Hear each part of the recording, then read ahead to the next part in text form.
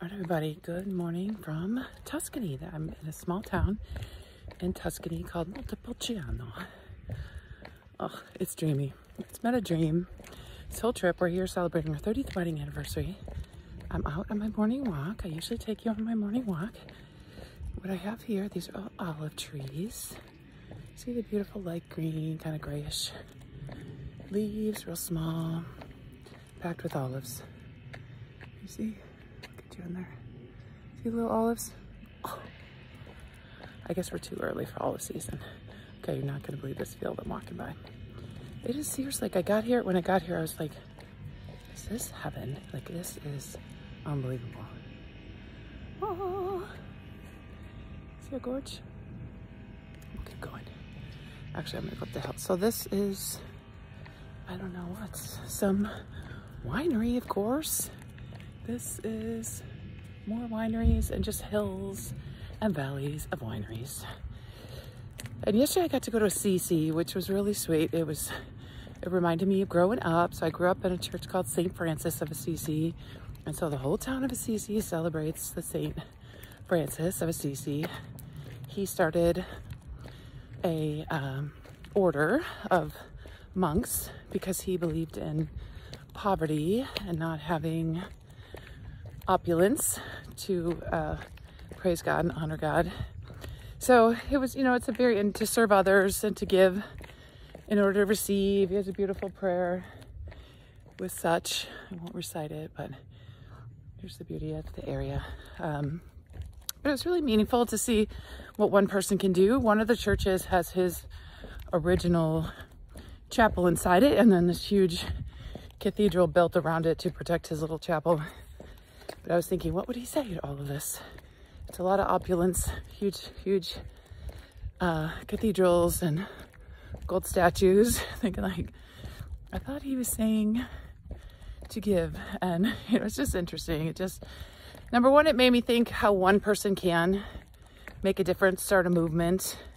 Who do you know like that? You could put it in the comments. Who do you know that's starting a wave of change that makes everybody kind of pause and think about what's important to them, to challenge the status quo. Look at all this, all these grapes. You see them down here? Whoop, all the grapes. Oh my gosh, they're loaded. They don't have nets on them either. Just so interesting. Okay, the Italians are coming on the road. They drive these teeny cars. They're almost comical. I sent a picture to my son, who's 6'5". I said, you wouldn't even fit, and he said he would need 2 of them. They have this little Fiat 500. It looks like a clown car, like a toy car. And it's parked, and it's like, how could a human get in that? Anyway, so yesterday was really meaningful to go to a CC, to think about change.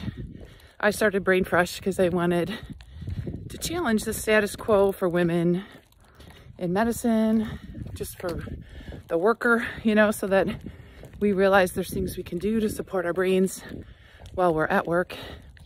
And we hear a lot about value-driven leadership. It's like, if we understand what values we have and what our strengths are, like neuroscience-wise, like what's easy for us, what we're good at, what we enjoy, then we could be more busy in those areas, more put our attention toward those areas and focus and really use the power of focus, really, so that we lock out everything that's not important.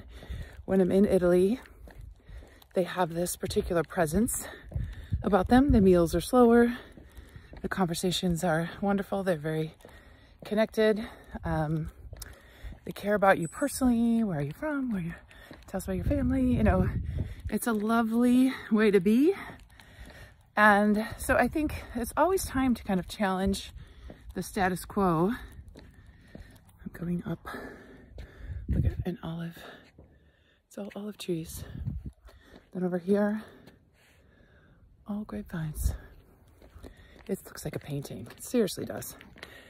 Anyway, I think it's always a good time to challenge the status quo, and then also to pause, like we've done on this vacation, and think about what's important to us. What do we want to carry on from this vacation? Things we've learned, things we want to change.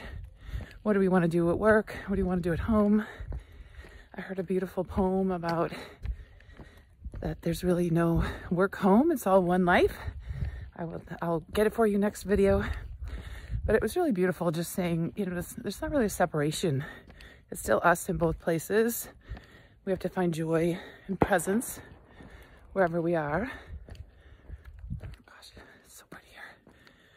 Okay, so St. Francis of Assisi helped to remind me, and I learned all about him when I was a kid because his images were everywhere. What up, Bill? I'll stop.